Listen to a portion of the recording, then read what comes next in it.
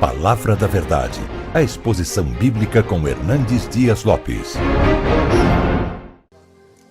É um privilégio estar com vocês. O fato de você e eu estarmos aqui hoje já é um grande milagre. Pessoas melhores do que nós já não estão mais entre nós. E se você e eu estamos aqui, é porque Deus ainda tem um plano a cumprir na nossa vida. Então eu quero compartilhar com você um texto da Escritura, e peço que você abra sua Bíblia comigo, no primeiro livro de Samuel, capítulo 1. Primeiro livro de Samuel, capítulo 1. Lido o texto, não feche a sua Bíblia, eu preciso que você acompanhe comigo a exposição da passagem bíblica. Está escrito o seguinte: houve um homem de Ramataim Zofim, da região montanhosa de Efraim, cujo nome era Eucana, filho de Jeroão, filho de Eliú, filho de Tou, filho de Zufi, efraimita. Tinha ele duas mulheres, uma se chamava Ana e a outra Penina. Penina tinha filhos, Ana porém não os tinha. Este homem subia da sua cidade de ano em ano a adorar e a sacrificar ao Senhor dos Exércitos em Siló. Estavam ali os dois filhos de Eli, Rofini e Finéias, como sacerdotes do Senhor. No dia em que Eucana oferecia o seu sacrifício, dava ele porções deste a Penina, sua mulher, e a todos os seus filhos e filhas. A Ana, porém, dava porção dupla, porque ele a amava, ainda mesmo que o Senhor a houvesse deixado estéril. A sua rival a provocava excessivamente para irritar, porquanto o Senhor lhe havia cerrado a madre. E assim o fazia ele de ano em ano, e todas as vezes que Ana subia à casa do Senhor, a outra irritava, pelo que chorava e não comia. Então Eucana, seu marido, lhe disse: Ana, por que choras? E por que não comes? E por que estás de coração triste? Não te sou eu melhor do que 10 filhos? Após terem comido e bebido em Siló, estando Eli, o sacerdote, assentado numa cadeira junto a um pilar do templo do Senhor, levantou-se Ana e com amargura de alma orou ao Senhor e chorou abundantemente e fez um voto dizendo: Senhor dos exércitos, se benignamente atentares para a aflição da tua serva, e de mim te lembrares, e da tua serva te não esqueceres, e lhe deres um filho varão, ao Senhor o darei por todos os dias da sua vida, e sobre a sua cabeça não passará navalha. Demorando-se ela no orar perante o Senhor, passou ele a observar-lhe o movimento dos lábios, porquanto Ana só no coração falava. Seus lábios se moviam, porém não se lhe ouvia voz nenhuma. Por isso ele a teve por embriagada e lhe disse: Até quando estarás tu embriagada? Aparta de ti esse vinho. Porém Ana respondeu: Não, Senhor meu, eu sou mulher atribulada de espírito, não bebi nem vinho nem bebida forte, porém venho derramando a minha alma perante o Senhor. Não tenhas, pois, a tua serva por filha de Belial, porque pelo excesso da minha ansiedade e da minha aflição é que tenho falado até agora. Então lhe respondeu Eli: Vai-te em paz, e o Deus de Israel te conceda a petição que lhe fizeste. E disse ela: Acha a tua serva mercê diante de ti. Assim a mulher se foi seu caminho e comeu, e o seu semblante já não era triste. Levantando-se de madrugada e adorando perante o Senhor, e voltaram e chegaram à sua casa Ramá. Eucana coabitou com Ana, sua mulher, e lembrando-se dela o Senhor, ela concebeu, e passado o devido tempo teve um filho, a que chamou Samuel, pois dizia: do Senhor o pedi. Verso 26. Disse Ana a Eli: Ah, meu Senhor, tão certo como vives, eu sou aquela mulher que aqui esteve contigo orando ao Senhor. Por este menino orava eu, e o Senhor me concedeu a petição que eu lhe fizera, pelo que também o trago como devolvido ao Senhor por todos os dias que viver, pois do Senhor o pedi. E eles adoraram ali o Senhor. Amém. Amém. Eu tenho a alegria de compartilhar com vocês hoje sobre o seguinte tema: Não desista de seus sonhos. Não desista de seus sonhos. Era o ano de 1952, na Nova Zelândia, quando um grande esportista preparava-se para a maior aventura da sua vida: escalar o monte mais alto do planeta, chegar ao topo do Pico Everest, com mais de 8.800 metros de altitude. Edmund Hillary era este homem. Ele treinou, se preparou. Entretanto, no dia que partiu para realizar o seu sonho, ele fracassou. Não conseguiu chegar. Meses depois, ele foi convidado para dar uma palestra em Londres, na Inglaterra. E quando ele chega no auditório, toma um susto, porque eles haviam colocado uma grande gravura do Monte Everest na parede. Ele entrou, olhou para a gravura, baixou a cabeça, cabisbaixo, dirigiu-se à plataforma. Quando passaram-lhe a palavra, por um instante ele esqueceu o seu auditório, voltou-se para a gravura e disse: Monte Everest, da primeira vez tu me derrotaste. Tu não podes crescer mais, mas eu ainda estou crescendo. Da próxima vez, eu te vencerei. 6 meses depois, Edmund Hillary era o primeiro homem na história da humanidade a chegar no topo do Pico Everest, deixando-nos um legado. Não desista de seus sonhos. Eu sei que vocês têm sonhos, todos nós os temos. Quem não sonha não vive. Quem desistiu de sonhar, desistiu de viver. Mas é provável que neste auditório tenha alguém que já perdeu os seus sonhos pelas estradas da vida. Talvez haja entre nós aqui hoje alguém que já viu os seus sonhos mais bonitos se transformando em pesadelo. Talvez alguns aqui até mesmo já enterraram os seus sonhos e colocaram uma lápide com a seguinte inscrição: aqui jaz os meus sonhos.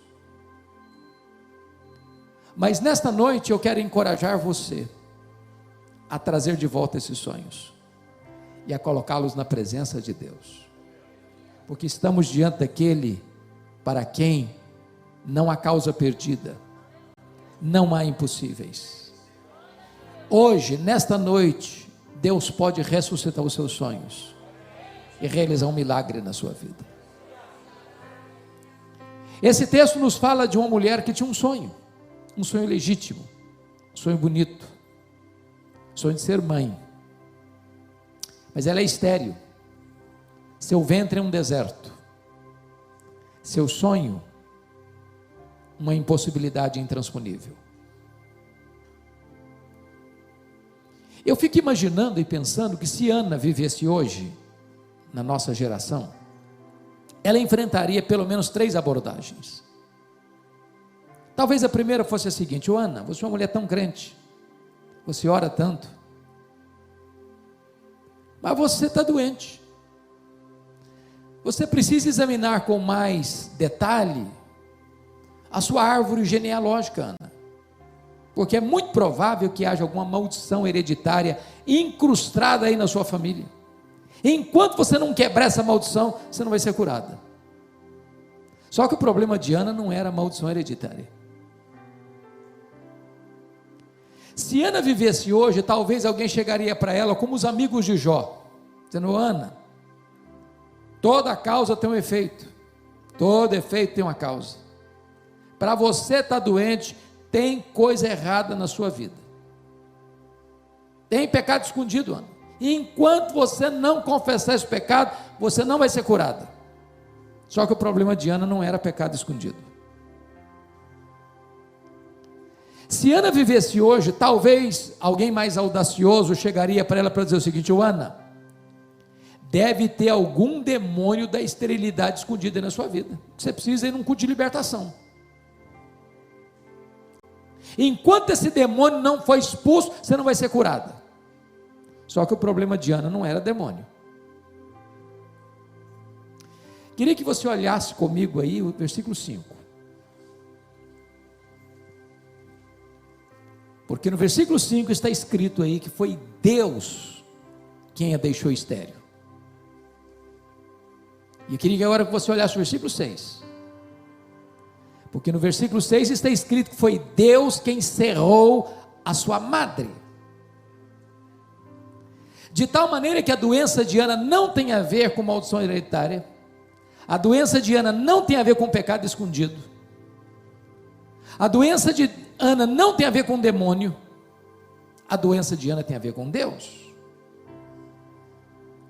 E talvez isso dê um nó na sua cabeça.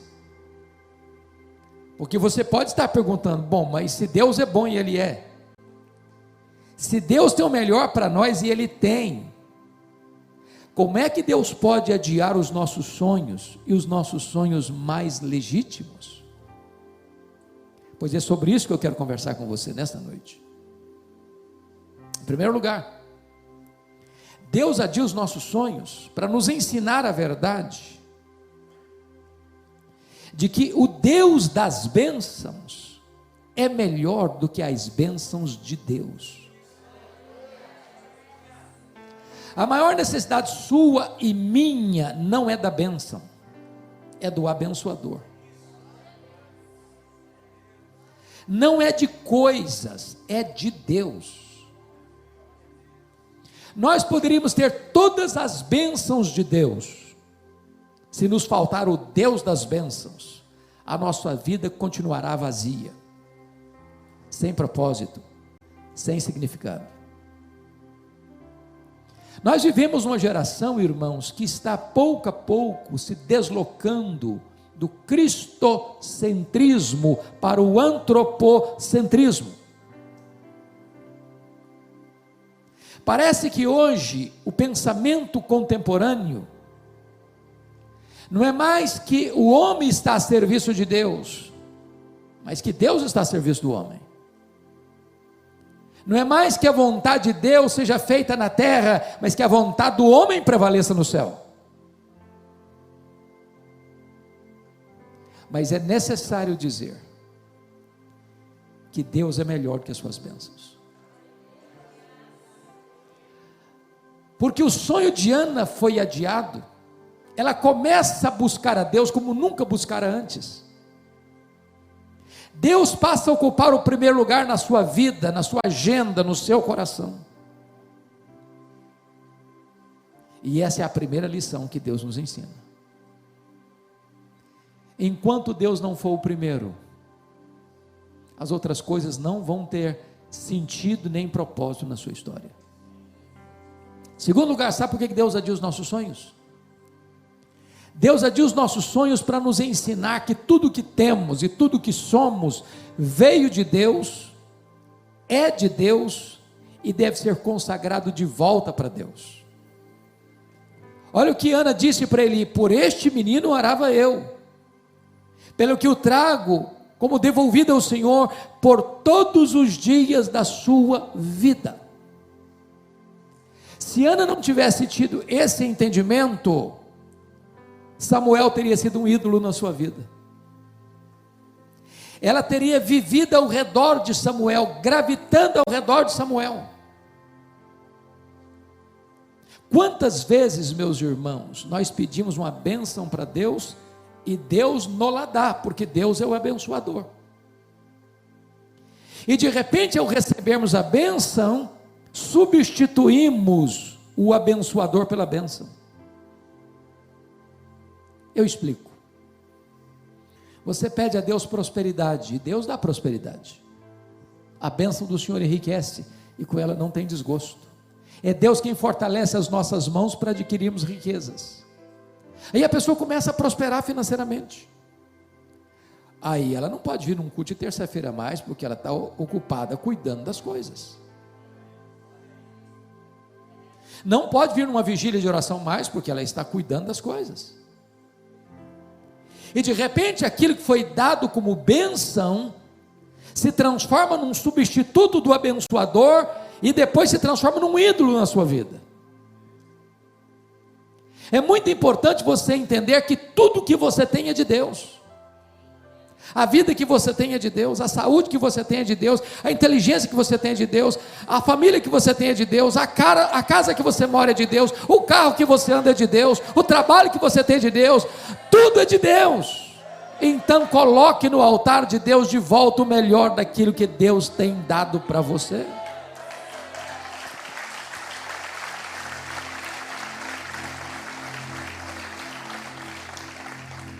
Terceiro lugar, sabe por que Deus adia os nossos sonhos?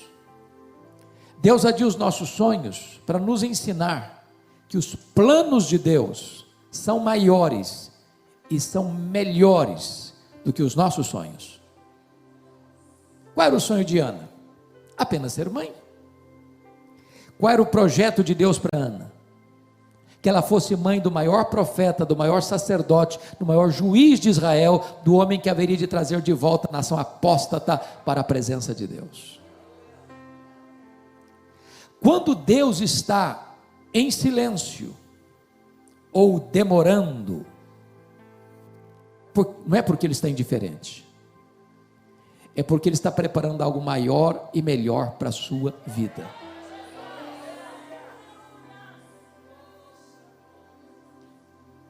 Deus nos ensinou a orar. O Senhor Jesus nos ensinou a orar.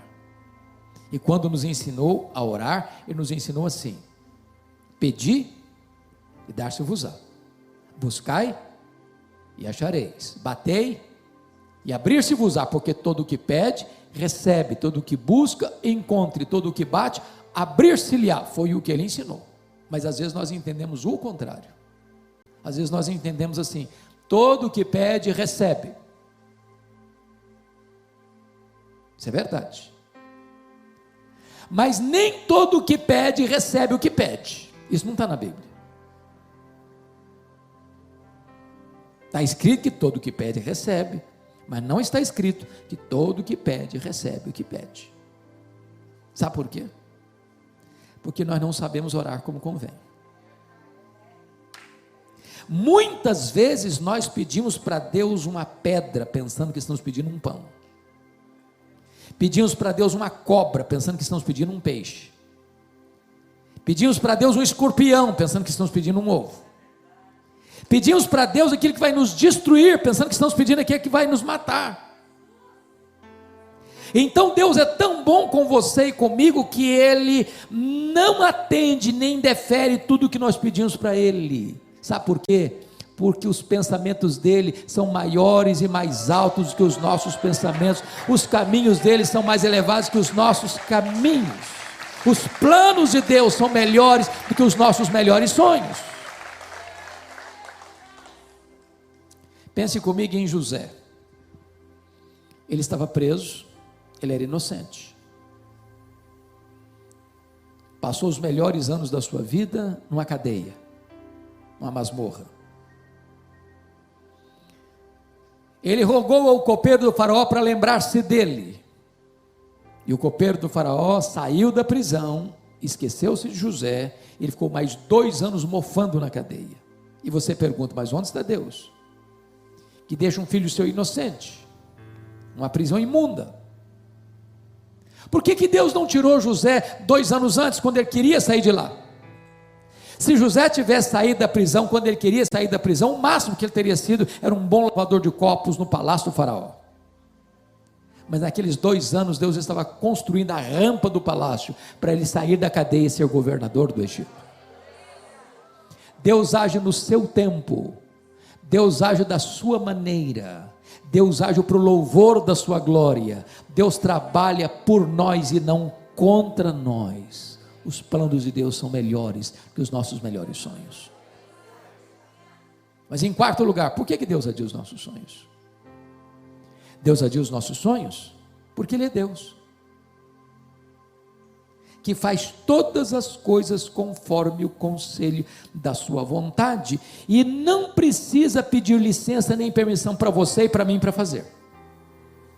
Veja comigo o capítulo 2, versículos 6 a 8, no cântico de Ana, o que ela disse: O Senhor é o que tira a vida e a dá, faz descer a sepultura e faz subir.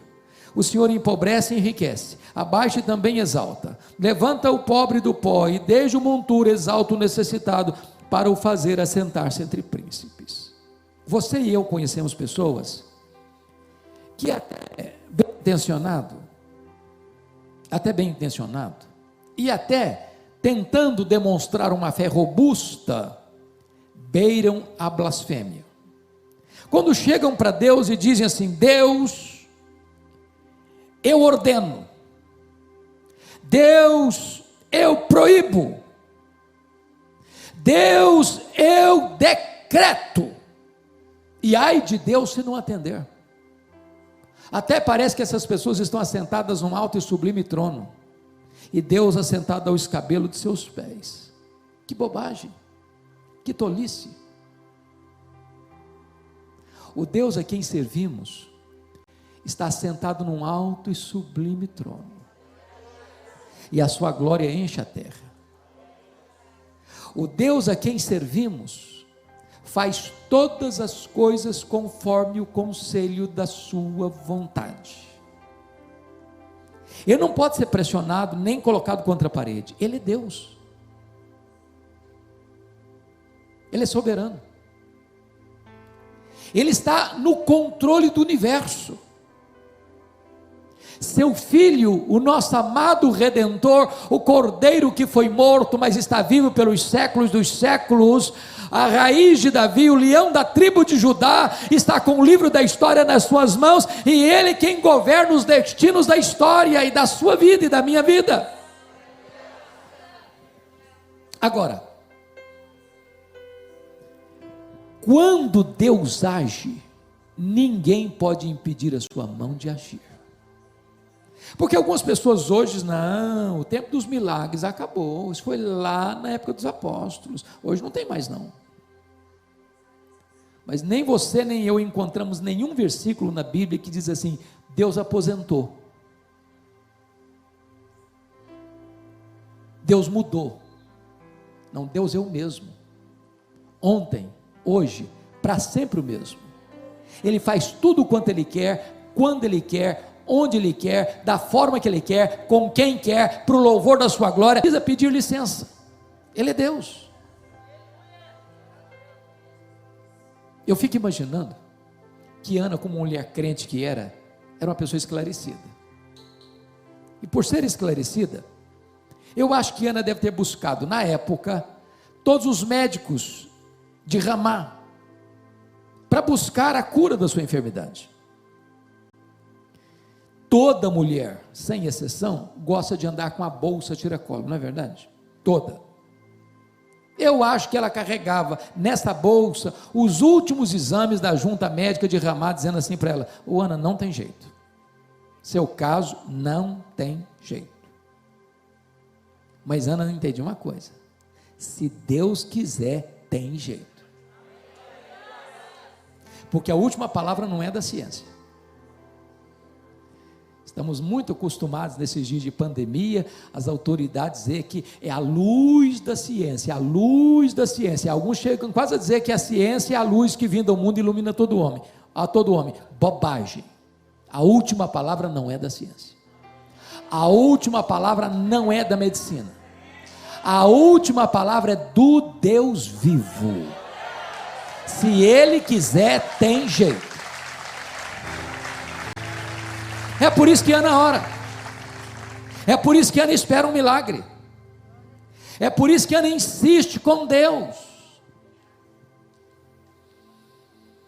Há alguns anos eu fui fazer uma visita no hospital militar, na cidade de Vitória, como fazia costumeiramente as ovelhas que iam para lá, seriam hospitalizadas. Naquele dia eu cheguei, 3 pessoas na porta do hospital. Quando eu me aproximei, eram pessoas da minha cidade do interior do Espírito Santo, e lá estava uma moça de 19 anos, com um câncer, já em estado avançado, e o médico lá do interior, não podendo mais continuar o tratamento lá, mandou-a para Vitória, Espírito Santo, porque ela precisava ser internada no CTI, ela não tinha plano de saúde, não tinha vaga no CTI. Eu conversei com o diretor do hospital, disse, hoje eu não posso receber, não tem vaga. Um pouco frustrado, eu retorno à porta do hospital e disse para ela, olha filha, aqui não tem jeito. E eu confesso, pastor Fred, que eu não tenho o hábito de fazer isso constantemente, mas naquele dia eu fiz, tomado por um impulso. Eu disse, filha, vamos fazer uma coisa? Aqui não tem jeito, mas vamos pedir para quem tem jeito, para fazer mais? E ali na porta do hospital, eu impus as mãos sobre aquela moça, e pedi a Deus para fazer um milagre na vida dela. Quando eu termino de orar, se aproxima um rapaz e diz, essa moça eu conheço, e ela tem um primo que é médico, uma outra cidade do estado, a 180 quilômetros daqui, lá tem CTI, então vamos ligar para lá. Ligamos, ele atendeu, tem vaga, pode mandá-la. Quando ela chega, ele pega os exames, examina, constata o problema, a gravidade do problema, submeteu-a a novos exames. Para surpresa dele, não tinha rigorosamente mais nada no seu organismo. Ela foi para casa naquele mesmo dia, faz vários anos isso, com vida, com saúde. Sabe por quê? Porque quando Deus quer, tem jeito. Não estou dizendo para você, entretanto, que todas as pessoas pelas quais eu ou você vamos orar, Deus vai curar, não estou dizendo isso. O que eu estou lhe dizendo é que se Deus quiser, tem jeito. Então não desista de seus sonhos. Mas esse texto nos retrata um outro ângulo desta mensagem. Se você tem sonhos, cuidado, porque tem assassinos de sonhos soltos por aí. E Ana teve que lidar com 3 assassinos de sonhos. A primeira pessoa que quis matar os sonhos de Ana foi a sua rival Penina. Penina irritava, provocava. Sobretudo quando Ana subia à casa de Deus, ela provocava a Ana de tal maneira que a Ana começava a chorar, perdia o apetite, entrava em depressão. Eu não sei o que é que Penina dizia para Ana, mas uma coisa eu tenho certeza: Penina não era uma mulher de Deus, porque gente de Deus não vive para infernizar a vida dos outros. Gente de Deus é bálsamo, gente de Deus é aliviador de tensões. Mas eu acho que à luz do versículo 6, o que Penina dizia para Ana era o seguinte: Ana, você é tão crente aí, você vai tanto à igreja, você ora tanto, está aí doente. Eu não vou à igreja igual a você, eu não oro igual a você, eu não fico diante de Deus igual a você, estou aqui com saúde, cheia de filhos. Se esse negócio de orar, Ana, funcionasse mesmo, você não estaria nessa. Você conhece gente assim? Cuidado com essa gente. Eles querem matar os seus sonhos. Eles querem dizer para você que se você é crente, você nunca vai ficar doente, você nunca vai ter problema na família, você nunca vai ter problema financeiro. Isso não é verdade. Jesus nunca prometeu nem para você, nem para mim, que nós nunca teríamos aflições nessa vida. O que Ele prometeu é estar conosco todos os dias até a consumação dos séculos. A segunda pessoa que quis matar os sonhos de Ana foi o sacerdote Eli. Todo ano Ana subia, todo ano para Siló. Lá estava Eli, lá estava Rofeni, lá estava Finéias. Não consta a Bíblia em nenhuma dessas idas que nem Eli, nem Rofeni, nem Finéias olhasse para Ana, orasse com Ana, chorasse com Ana, intercedesse por Ana. A primeira vez que Eli se dirigiu a Ana foi para sacar contra ela um pesado libelo acusatório, chamando-a de bêbada dentro da igreja. Filha de Belial. Eu te acho, pastor Fred, que se a Ana fosse membro de uma das nossas igrejas aqui, dos nossos dias, eu acho que ela ia sair da igreja, eu acho, por muito menos as pessoas se melindram. Eu acho que ela ia fazer um pouco mais, eu acho que ela ia fazer uma campanha para tirar o pastor Eli da igreja. Mas Ana é uma mulher madura, porque tem crente hipersensível, cristal, qualquer coisinha se melindra. Ela disse: não, meu senhor, não estou bêbada não, eu sou uma mulher atribulada de espírito, o que eu estou fazendo é derramando a minha alma perante o Senhor. Não tenhas, portanto, a tua serva como o filho de Belial. Não permita que os seus sonhos sejam tirados de você, nem dentro da igreja. A terceira pessoa que quis matar os sonhos de Ana foi seu marido, Eucana. Eucana era um maridão, presente, amoroso, provedor, maridão. Mas o Eucana tinha um pequeno problema: cabeça dura demais para acreditar em milagres. Eu conhecia a história bíblica.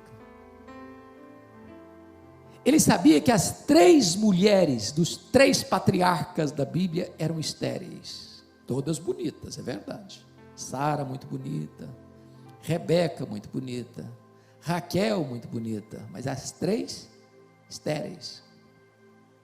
E Deus as curou. Eu conhecia essa história. Você não vê Eucana junto com Ana quando ela está chorando e orando. Não consta a Bíblia que ele estivesse dizendo: ó filha, eu vejo você insistir com Deus, conta comigo, eu vou orar com você. Quem sabe Deus não escuta? Não escuta, você não vê isso na Bíblia. Mas você vê o que está escrito no versículo 8, olha aí comigo. E eu vou parafrasear o versículo 8, eu acho que foi mais ou menos o seguinte: um dia, eu chamo a Ana para uma conversa. Aquela conversa que o marido tem com a esposa no quarto, uma porta trancada. Ô Ana, vem cá, preciso bater um papo com você. Ô minha filha, eu não aguento mais ver você chorar não. Está virando uma obsessão na sua vida, está virando uma doença. Você tem que parar com isso. Aliás, você sabe, pela junta médica de Ramá, que não tem cura. Para que você insiste? Larga a mão desse sonho, mulher. Viva a vida. Aliás, Ana, tem outra coisa. Você não está curtindo o maridão que você tem. Você não sabe, Ana, que eu sou melhor que 10 filhos para você? Se fosse hoje, eu diria assim: ô Ana, pensa em mim, liga para mim, chore por mim, não chore por ele, Ana. Assassino de sonhos. Cuidado, porque os assassinos de sonhos podem estar muito mais perto de você do que você imagina. Cuidado. Não desista de seus sonhos. Mas eu quero concluir com um último ponto. E o último ponto significa: o que eu vou fazer quando os meus sonhos estão sendo adiados? Ana nos ensina 3 coisas. Primeiro, se os seus sonhos estão sendo adiados, continue crendo, continue orando, continue chorando, continue insistindo com Deus, continue aguardando uma intervenção sobrenatural de Deus na sua vida. Às vezes nós desistimos no limiar da vitória. Então chore um pouco mais, então ore um pouco mais, então jejue um pouco mais, então persevere um pouco mais. Meus irmãos, quantos casamentos acabaram quando se tivesse um pouquinho mais de paciência, um pouquinho mais de amor, um pouquinho mais de tolerância, esse casamento teria sido recuperado.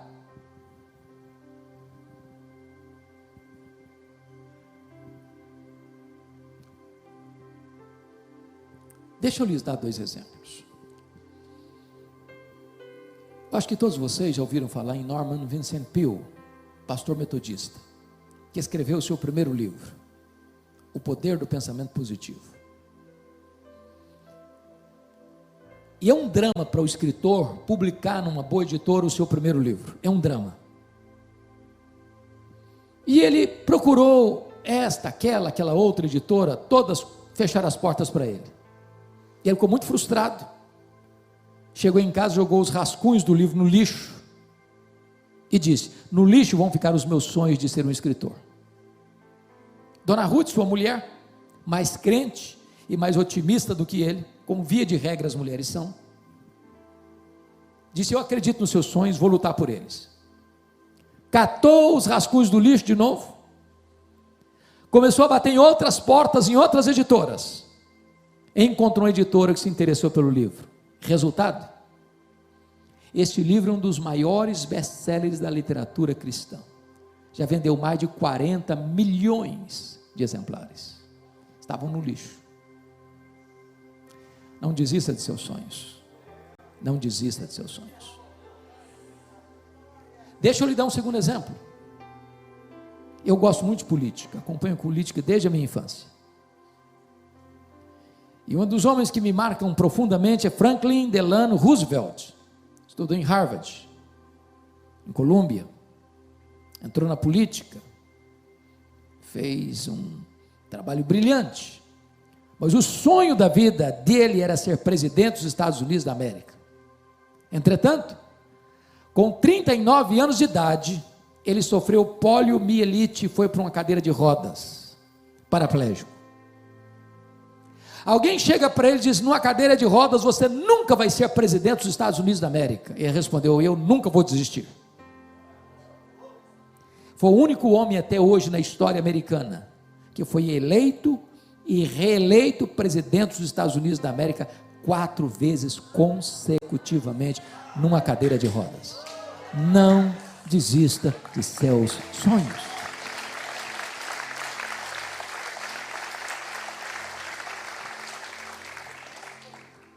A segunda coisa que Ana fez, quando os seus sonhos estavam sendo adiados, é que ela tomou posse das promessas da palavra de Deus. Veja o versículo 17 comigo. Eu acho isso magnífico, porque quando Eli fala uma tolice para Ana, ela não hospedou aquela palavra no coração.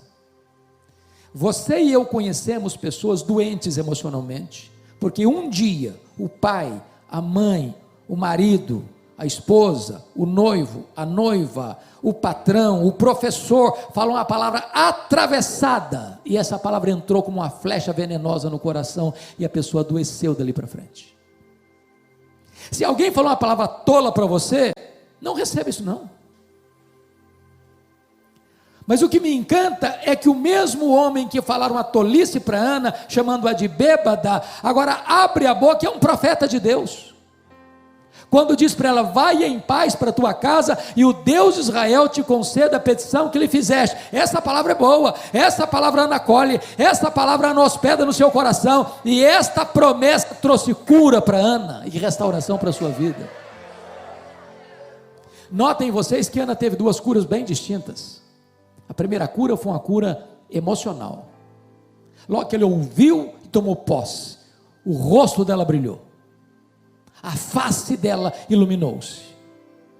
Ela largou ali os andrajos, os trapos da tristeza e da dor e da depressão, e ela retoma o sonho de ser mãe. Mas diz a Bíblia que ela então vai para Ramá, coabita com seu marido, e Deus se lembrou dela, e ela concebeu e deu à luz a um filho, a quem pôs o nome de Samuel. Portanto, em Shiló ela creu, em Ramá o milagre aconteceu. Em Shiló ela tomou posse da promessa, em Ramá a cura aconteceu. Primeiro você crê, depois você vê a glória de Deus.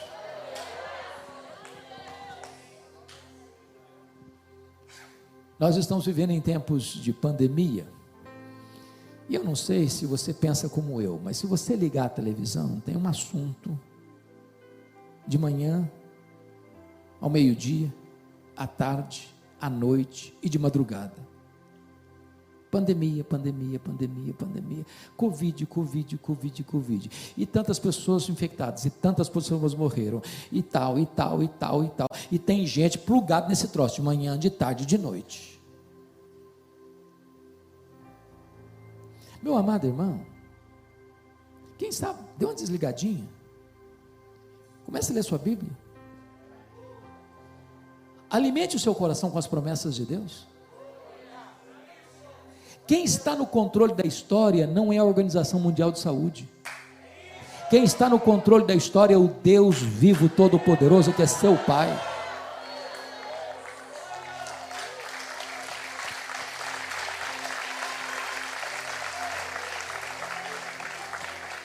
Aproprie-se das promessas da palavra de Deus, porque nenhuma das promessas de Deus cai por terra. Ele vela pela sua palavra em a cumprir. Mas finalmente, Ana nos ensina a terceira coisa. Se os seus sonhos estão sendo adiados, volte à trincheira da luta e volte a viver. Ana queria ser mãe, mas ela vivia deprimida, chorando. Em vez de relacionar-se com o seu marido e caminhar na direção do milagre, ela vivia nos cantos chorando. E uma mulher que vive nos cantos chorando não é muito agradável para o marido também não. Quando ela voltou para Ramá, eu acho que ela deu uma melhorada no semblante, botou uma roupa mais bonita, mais atraente, e diz a Bíblia que ela coabitou com seu marido. Ela voltou a viver, ela voltou a sorrir, ela voltou a cantar, ela voltou a sonhar. E agora eu quero dizer a você, que nós cremos nesta verdade, que Deus está no controle, que Deus é soberano. Você e eu não cremos em sorte, você e eu não cremos em azar, você e eu não cremos em determinismo cego, você e eu não cremos em um olho gordo, você e eu não cremos em misticismo, você e eu cremos que Deus está no trono, que a nossa vida está nas suas mãos, que nada acontece conosco sem que Ele saiba, sem que Ele permita, sem que Ele tenha um propósito. Então volte a sorrir, então volte a cantar, então volte a viver, então volte a crer que Deus está no comando da sua vida e conduz você ao triunfo. Há um autor que eu gosto de ler, embora não seja evangélico, Og Mandino. Não sei se você já leu, pelo menos O Maior Vendedor do Mundo. Se você não leu, vale a pena ler. Mas o que me impressiona em Og Mandino é que aos 35 anos de idade ele estava falido, bêbado, abandonado pela esposa e pela filha, caído numa sarjeta, pensando em suicídio. 10 anos depois, ele estava no topo da fama mundial, escrevendo livros lidos e traduzidos no mundo inteiro, encorajando as pessoas a viverem com otimismo.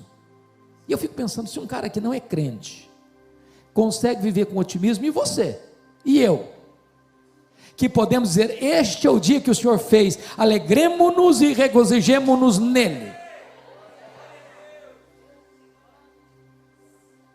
No seu livro autobiográfico, ele dá uma sugestão muito simples e muito prática para você começar o seu dia animado. Que crente tem que começar o dia animado. Animado. Qual o conselho dele? É o seguinte: bom, bem de manhã, antes do café, pegue o melhor jornal da sua cidade. Aqui nós falamos de Folha, outros acham que é o Estadão.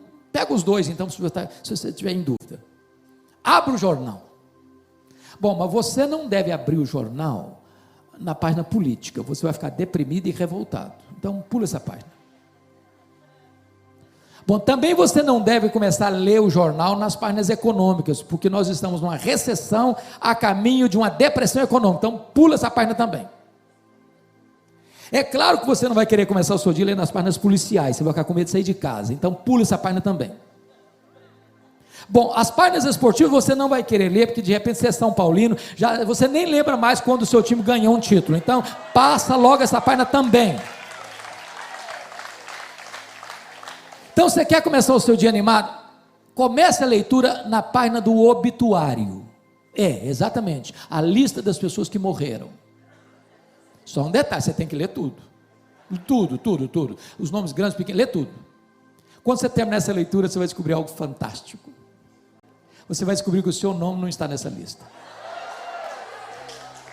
Você vai descobrir que as pessoas que estão nesta lista dariam tudo para estar no seu lugar, mas elas estão mortas. Você vai descobrir que você está vivo, e se você está vivo, um milagre de Deus pode acontecer na sua vida hoje. Não desista de seus sonhos.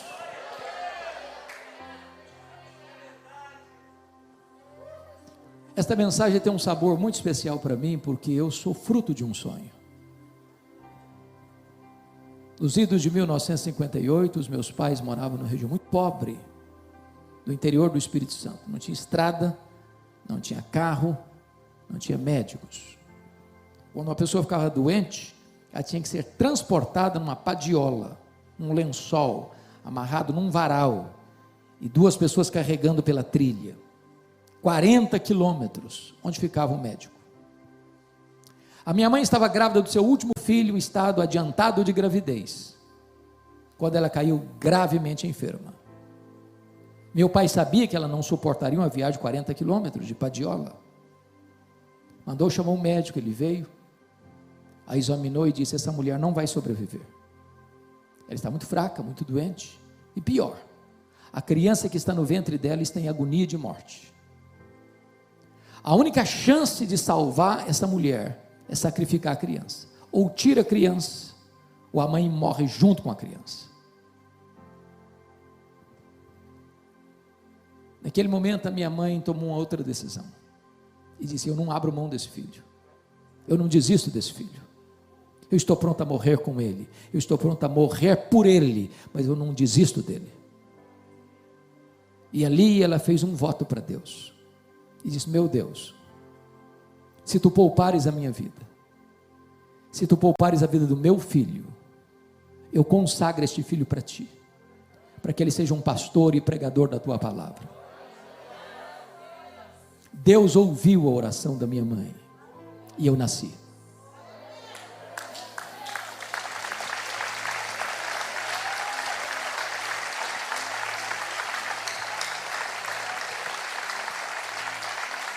Nasci na roça, trabalhando na enxada. Fui calçar o meu primeiro par de sapatos com 8 anos de idade, com as mãos calejadas.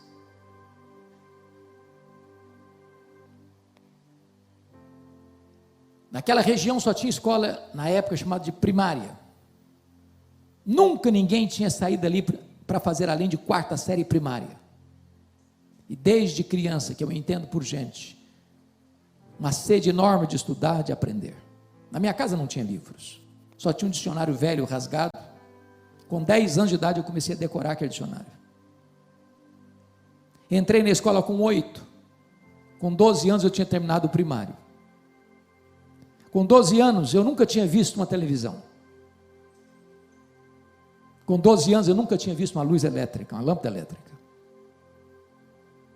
Com 12 anos eu nunca tinha visto uma cidade. Com 12 anos, a minha professora que me alfabetizou estava se mudando da roça para a capital do estado. E sabendo o meu sonho de estudar, ela me perguntou: você tem coragem de vir comigo? E eu, que nunca tinha dormido uma noite fora de casa, disse para ela: se os meus pais deixarem, eu vou. Com 12 anos eu subi na carroceria de um caminhão e fui parar no pior bairro da Grande Vitória, dentro de um mangue, do lado de um prostíbulo. Um barraco de tábuas de 4 cômodos, com 10 pessoas. Foram tempos dificílimos na minha vida. Muitas vezes, eu namorei um pão de sal na vitrine de um botequim, com o estômago doendo de fome. E não tinha dinheiro para comprar um pão de sal para comer. Muitas noites chorava de fome. E dormia soluçando, porque eu tinha um sonho, eu queria estudar. Mas o meu sonho desde criança, pasmem vocês, era ser político e advogado.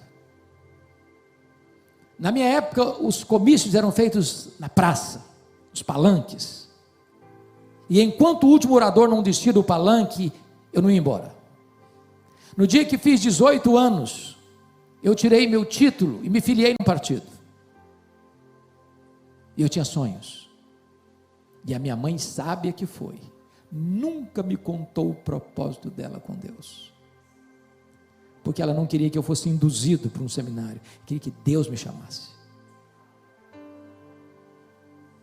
Até o dia que eu conversava com um líder da igreja, um presbítero, e dizia para ele: olha, presbítero, quando eu realizar meus sonhos de ser um advogado, de ser um político, eu quero entrar num seminário e me preparar para servir a Deus melhor. Este homem, com a autoridade de Deus, botou o dedo no meu nariz e disse: você quer dar as sobras para Deus. Deus quer você hoje, Deus quer você agora. Deus quer a sua juventude, Deus quer a sua inteligência, Deus quer você por completo. E agora, aquele entrou no meu coração como uma flecha, e a partir dali, eu abri mão dos meus sonhos, e abracei os sonhos de Deus. Se eu pudesse viver 10 vidas, em todas elas eu gostaria de ser pastor. Não tem nada mais sublime do que ser mensageiro de Deus, portador de boas novas, ministro da reconciliação.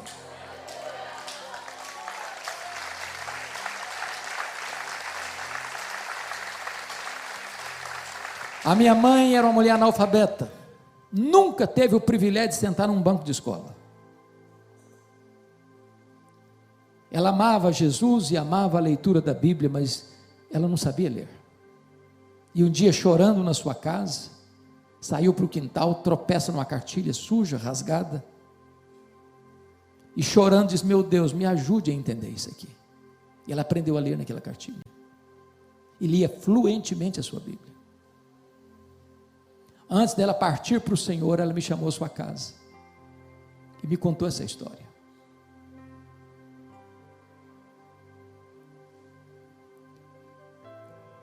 E eu confesso que eu chorei muito com ela.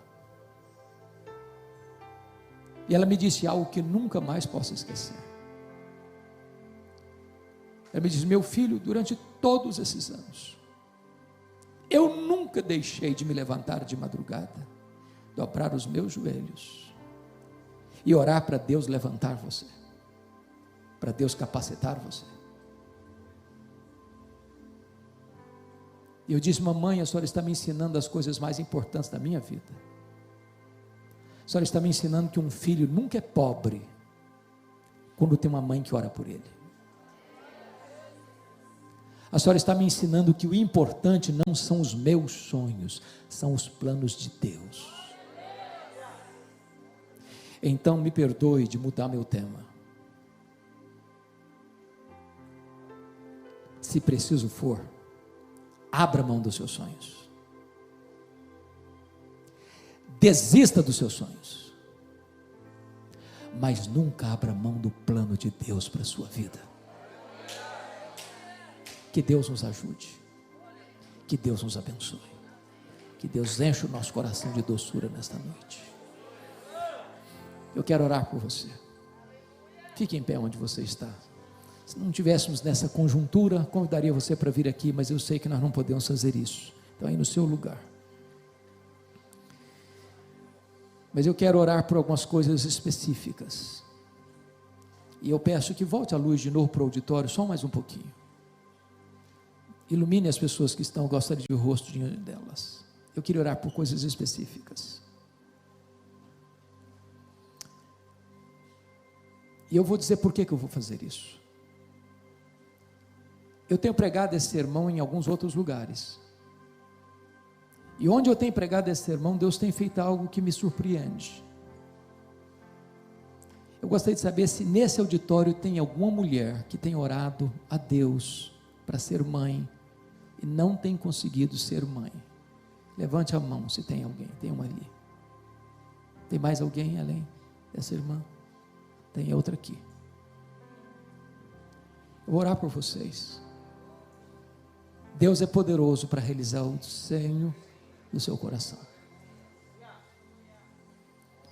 Eu gostaria de saber, em segundo lugar, se tem alguém aqui que tem um assunto que humanamente é impossível. Ou Deus intervém ou não tem saída. E você hoje quer colocar essa causa na presença de Deus. Se você tem esse assunto, levanta a sua mão. Nós vamos orar. Você vai ficar de pé. Eu vou me colocar de joelhos diante do Senhor e vou orar. Bendito Deus. Não há Deus como tu. Não há Deus além de ti. Tudo quanto tu queres, tu podes fazer. Tu és o Deus de Ana.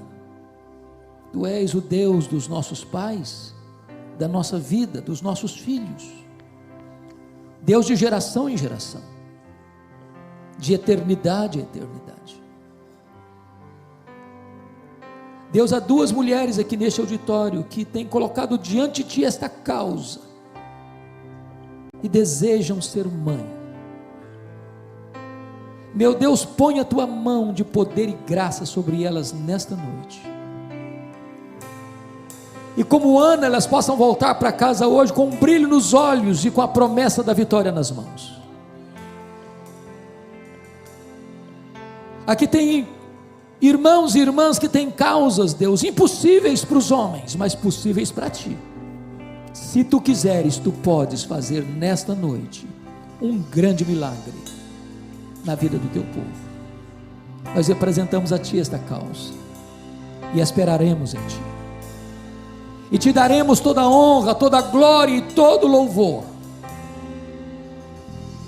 Nós cremos que tu és o mesmo Deus do passado, o Deus que responde oração e o Deus que opera milagres.